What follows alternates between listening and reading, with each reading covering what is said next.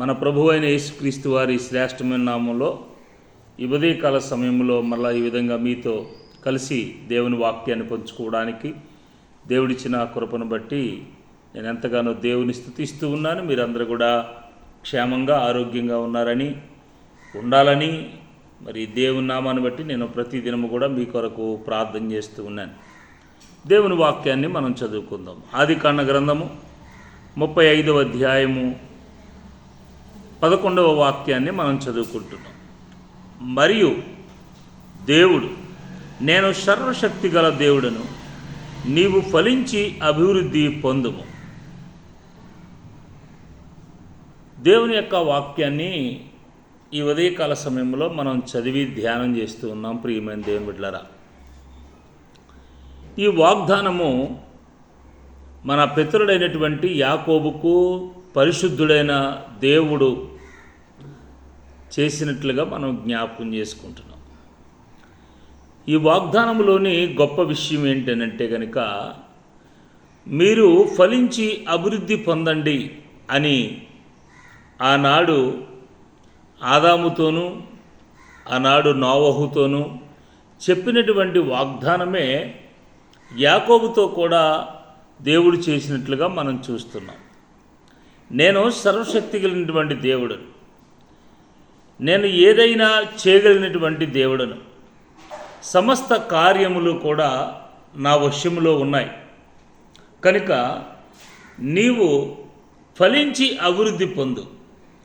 ఎప్పుడు యాకోబును దేవుడు ఫలించి అభివృద్ధి పొందమని చెప్పాడు అని అంటే, యాకోబు తన యొక్క వ్యక్తిగత జీవితాన్ని దేవునితో చెప్పుకున్నాడు. తన తండ్రి దగ్గర నుండి ఏ విధంగా మరి తండ్రిని మోసం చేసి, అన్నను మోసం చేసి అతడు బయలుదేరి ప్రయాణమే వచ్చేస్తూ ఉన్నాడో, వస్తూ ఉన్నప్పుడు తన యొక్క మనసు గద్దించినటువంటి కారణమును బట్టి దేవుడు అడిగినటువంటి విషయాలకు ఆయన లోబడి తన పాపాన్ని ఒప్పుకున్నట్లుగా మనం చూస్తూ ఉన్నాం. ఈ రోజున ప్రజలము అయినటువంటి మనము దేవుని ఆశీర్వాదాన్ని పొందుకోవాలి అని అంటే మనము చేయవలసినటువంటి ఒకే ఒక చిన్న విషయము, మార్గం ఏంటంటే మన పాపాన్ని దేవుని ఎదుట మనం ఒప్పుకోవాలి.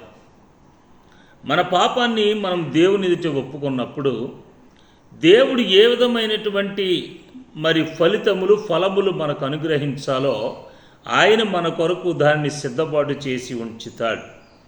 ఈ రోజున అనేక మంది మనుషులు ఎన్నో రకాలైనటువంటి ప్రయత్నాలు చేస్తూ ఉన్నారు. ఆశీర్వాదం పొందాలని, దీవెన పొందాలని, ఆరోగ్యం పొందాలని ఎన్నో రకాలైనటువంటి విశ్వ ప్రయత్నాలన్నీ చేస్తూ ఉన్నారు. కానీ ఏం చేయట్లేదు అంటే పాపాన్ని ఒప్పుకోవట్లేదు. ప్రాయశ్చిత్తం అనేటువంటి మనసును కలిగి ఉన్నట్లుగా లేరు.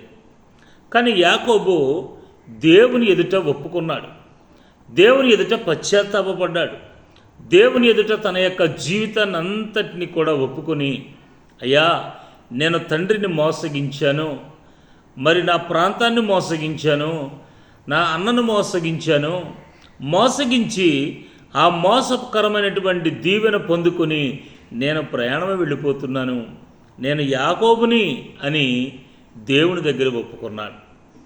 కానీ దేవుడు ఏం చూస్తాడో చెప్పన, మన యథార్థమైనటువంటి హృదయాన్ని చూస్తాడు. మనము దేవుని దగ్గర ఒప్పుకున్నటువంటి ఒప్పుకోలను చూస్తాడు. మనందరం అనుకుంటాం మనం నీతిమంతులమే, మనకేమీ ఇబ్బంది లేదు అని మనం అనుకుని మనం దేవుని ఆశీర్వాదాన్ని పోగొట్టుకుంటున్నాం, దేవుడిచ్చేటువంటి ఆరోగ్యాన్ని పోగొట్టుకుంటున్నాం, దేవుడిచ్చేటువంటి ఆత్మీయమైనటువంటి రక్షణను మనం పోగొట్టుకుంటున్నాం. అన్నిటికంటే ప్రాముఖ్యంగా దేవుని రాజ్యములో ఉండేటువంటి అర్హతను పోగొట్టుకుంటున్నాం. జీవవృక్ష ఫలమును మనము భుజించేటువంటి అవకాశాన్ని పోగొట్టుకుంటున్నాం. కేవలం ఏంటో తెలుసా, మనం ఏదో గుడులు గోపురాలు కట్టించక కాదు, మనులు మాణిక్యాలు ఇవ్వక కాదు, కేవలం ఏంటంటే మన పాపాన్ని దేవుని ఎదుట ఒప్పుకోకుండా ఉండే చిన్న కారణాన్ని బట్టే ఇన్ని ఫలితాలను, ఇన్ని ఫలములను మనం పోగొట్టుకుంటున్నాం. ప్రియమైన దేవుని బిడ్డలారా, ఈ ఉదయకాలం ఆలోచించండి. దేవుడు నిన్ను ఆశీర్వదించాలని కోరుతున్నాడు. నీవు అభివృద్ధి పొందాలని కోరుతున్నాడు. నువ్వు ఆరోగ్యంగా ఉండాలని కోరుతున్నాడు. దేవుడు తన చిత్తాన్ని బట్టి నిన్ను దీవించాలని కోరుతూ ఉన్నాడు. ఉన్నతమైన ఆశీర్వాదములతో దీవెనలతో నిన్ను నింపి తన యొక్క ఉన్నతమైనటువంటి రాజ్యానికి వారసుడిగా చేయాలని ఆలోచన కలిగి ఉన్నాడు. కానీ మనం ఏం చేస్తున్నామంటే ఒప్పుకునే ప్రసక్తులు మనలో లేకుండా ఉంది.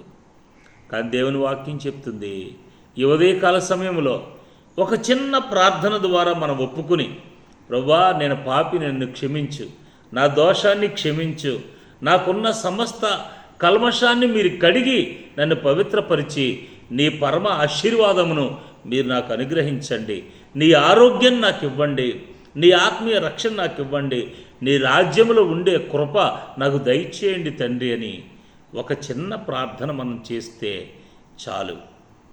దేవుడు మనలను తన గొప్ప ఫలముల చేత నింపబోతూ ఉన్నాడు.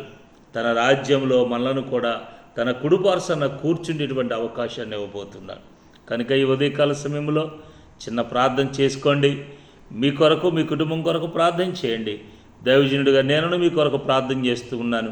తప్పక మనందరం గొప్ప ఫలములు, ఆశీర్వాదములు పొందుకోవాలని ప్రభువు పేట మనం చేస్తూ సర్వశక్తుడైనటువంటి దేవుని నామమున మిమ్మల్ని అందరినీ కూడా ఆశీర్వదించి దీవిస్తూ ఉన్నాను.